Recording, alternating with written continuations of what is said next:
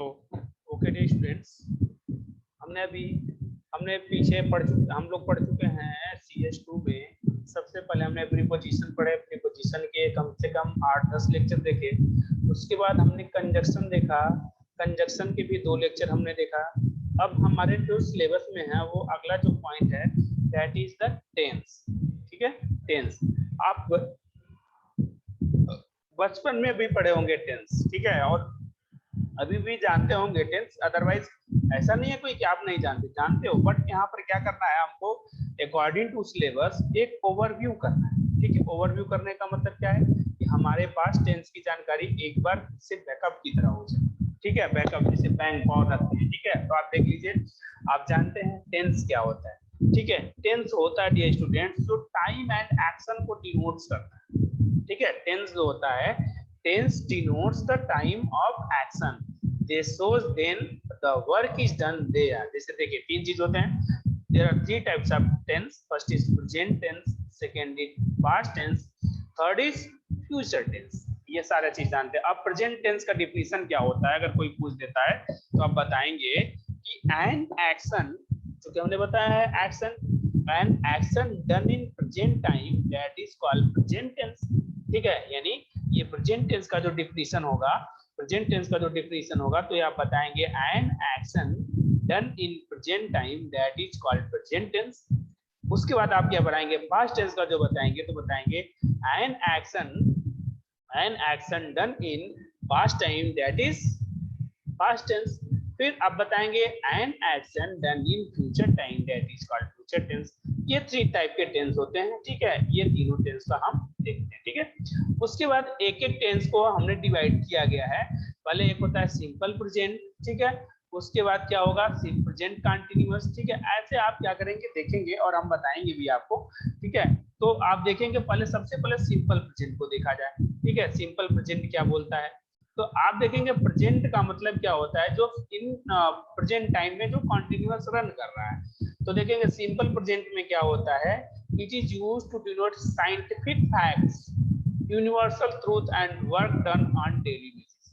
Means simple present क्या होता है, ऐसा टेंस होता है जिसमें क्या है, साइंटिफिक फैक्ट्स को हम पढ़ते हैं, जानते हैं, यूनिवर्सल ट्रूथ को देखते हैं, और वर्क डन जो ऐसा जो डन जो डेली डेली होता है, that is the present simple present tense. Rule क्या होता है, रूल आप देखेंगे सब्जेक्ट होता है, वी का वी, वर्ब का फर्स्ट फॉर्म होता है, वर्ब में यस या यस होता है, प्लस ऑब्जेक्ट होता है। तो अब देखेंगे आएगा सी राइट्स अ लेटर। ओके, उसी तरह देखेंगे निगेटिव जो रूल होता है, निगेटिव रूल जो इसका होता है, हमको पता है कि इसमें जो सिंपल प्रेजेंट में क्या होता है, सब्जेक्ट के बाद हम डज नॉट लगाते हैं जब सिंगुलर सब्जेक्ट होता है। अगर प्लूरल सब्जेक्ट होगा तो हम डू नॉट लगा देंगे। ठीक है, उसके बाद आप V1 लगाएंगे, उसके बाद आप यस या ईएस करेंगे, लगा देंगे, उसके बाद आप ऑब्जेक्ट लगा देंगे। ठीक है, अब यहाँ देखिए example, she does not write a letter, यानी अब ये निगेटिव में हो गया, she does not write a letter. देखिए स्टूडेंट्स, अब हमको ऐसे नहीं, वो तो हमने बचपन में पढ़ा है, वह खाता था, वह पीता था, वह जाता था, वह नाचता था, डजंट मैटर हियर।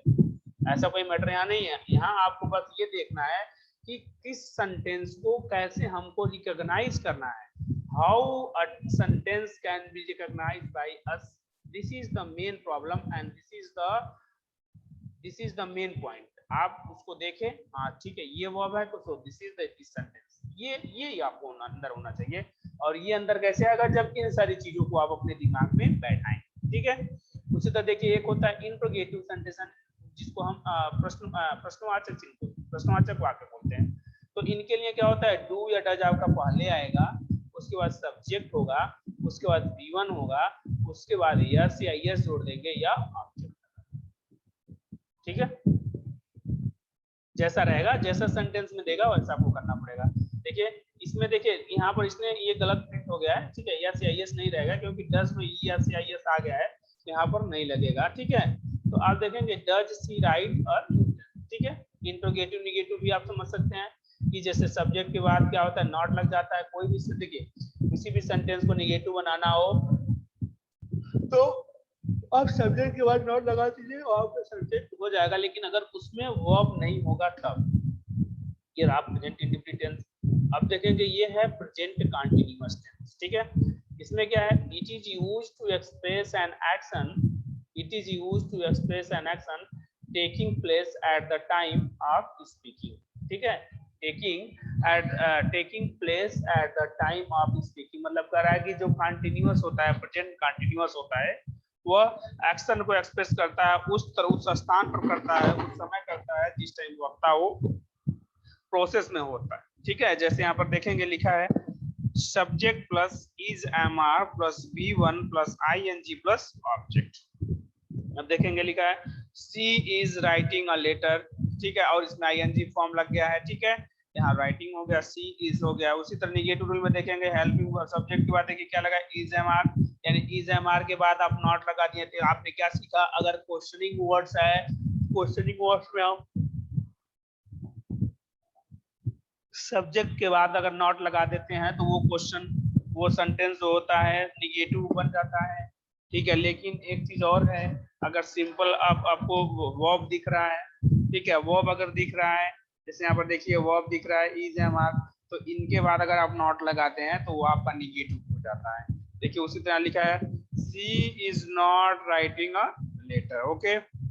उसी तरह देखेंगे यहाँ पर इंट्रोगेटिव है, तो इंट्रोगेटिव में क्या करते हैं, इज एम आर को पहले कर देंगे, फिर सब्जेक्ट लगाएंगे, फिर वर्ब का फर्स्ट फॉर्म लगाएंगे, प्लस आईएनजी लगाएंगे, प्लस ऑब्जेक्ट लगाएंगे, ओके।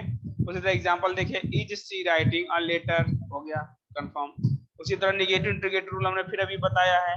आप चलते हैं प्रेजेंट परफेक्ट टेंस, मतलब प्रेजेंट परफेक्ट टेंस में क्या होता है, ऐसा कोई वर्क है जो प्रेजेंट में चलते चलते ही कंप्लीट हो जाए, ठीक है। प्रेजेंट में चलता स्टार्ट होता है, बस वो फिनिश होने वाला होता है, फिनिश होने वाला होता है बट होता नहीं है, ठीक है। जैसे देखिए लिखा है it is showed, it is used to show an action that start in the past and has just finished, ठीक है। मींस क्या है कि बोल रहा है कि it is used to show, कर यह दिखाया जाता है एक एक्शन को, ठीक है, जो स्टार्ट होता है पास्ट में लेके और जस्ट फिनिश होता है, ठीक है। तो इसमें क्या करते हैं हम, जो रूल होता है हमारा असर्टिव जो रूल होता है, ठीक है, वो सब्जेक्ट होता है, सब्जेक्ट साथ हैज या हैव होता है, प्लस V3 होता है, प्लस ऑब्जेक्ट होता है, यानी V3 का मतलब वर्ब का थर्ड फॉर्म। तो आप देखेंगे यहाँ पर एग्जांपल है सी हैज रिटन अ लेटर, ठीक है, यानी सी लग गया, सब्जेक्ट लग गया, हैज लग गया, हैज लग गया। चलिए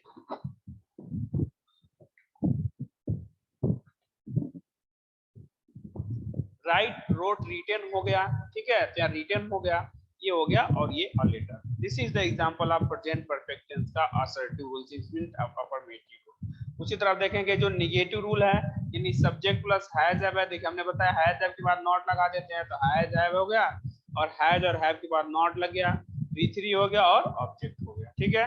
उसी तरह देखिए she has not written a letter हो गया। उसी तरह देखिए इंट्रोगेटिव रूल क्या हो गया, इंट्रोगेटिव रूल में आप देखेंगे has have plus subject plus V3 plus object, देखिए has have plus subject plus V3 plus object हो गया, ठीक है। तो has plus she plus written a letter हो गया। उसी तरह देखिए इंट्रोगेटिव रूल हमने बताया था, इंट्रोगेटिव उसमें बहुत ज्यादा इंपॉर्टेंट नहीं है, लेकिन चलिए नेक्स्ट चलते हैं present continuous tense. Present continuous tense, sorry present perfect continuous में क्या होता है, this tense shows the action which started in the past and is still continue, मतलब कर रहा है एक ऐसा टेंस जो शो करता है एक्शन को और पास्ट से स्टार्ट होते होते कंटिन्यूअस चलता रहता है, that is the present perfect continuous, ठीक है, यानी कंटिन्यूअस चलते चलते पूर्ण होगा। तो देखेंगे यहाँ होता है subject plus has have plus been plus verb का first form plus ing plus object. This is the example of present perfect continuous in the form of assertive rule, ठीक है। उसी तरह आप देखेंगे she has been writing a letter, ठीक है, she has been writing a letter means has है been है, उसके बाद verb का ing फॉर्म है। उसी तरह देखिए निगेटिव रूल में क्या होगा, she has और have के बाद आप लगा देंगे नॉट, लग जाए, देखिए नॉट, हैज और हैव प्लस बीन के बीच में आप नॉट लगा दीजिए, तो ये हो गया निगेटिव रूल, यानी सी सब्जेक्ट प्लस हैज है plus not plus been plus V one plus ING plus object. Okay, उसी तरह देखें example, she has not been writing a letter. Okay students, चलिए नेक्स्ट देखते हैं हम। इंट्रोगेटिव रूल में क्या होता है, हमने पहले बताया, हैज है पहले आ जाएगा, सब्जेक्ट रहेगा, बीन रहेगा, वर्ब का फर्स्ट फॉर्म रहेगा, आईएनजी रहेगा प्लस ऑब्जेक्ट रहेगा। तो has she been writing a letter. उसी तरह देखिए इंट्रोगेटिव निगेटिव रूल्स में आपको पता है क्या होता है। ये था स्टूडेंट्स, हमने क्या किया, आप एक बार इसको फिर से आप चाहे तो देख सकते हैं, ठीक है। देखने के बाद आप हमको बताइए, फिर हम चलते हैं आगे पास्ट टेंस में, ठीक है।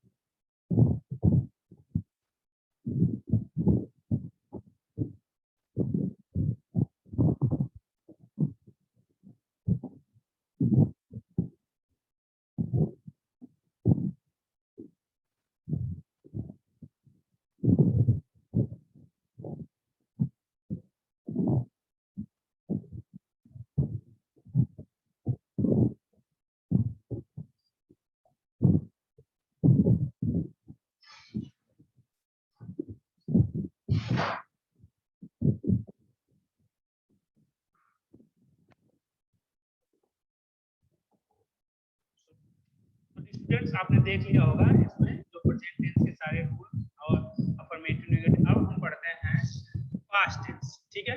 पास्ट टेंस को भी हम देख लेते हैं। जो पास्ट टेंस होता है, देखिए यहाँ पर दिखाया गया आपको symbolizes the ever moving non-stop wheel of time which is forever busy gathering moments of future and throwing them into the dustbin of past. Means अगर हम देखें पास्ट को तो ये बिफोर पहले हो गया अब होता है means simple past continuous perfect and past perfect continuous simple past में क्या होता है कि used to indicate an action completed in the past it often occurs with adverb of time sometimes it is used without an adverb of time ठीक है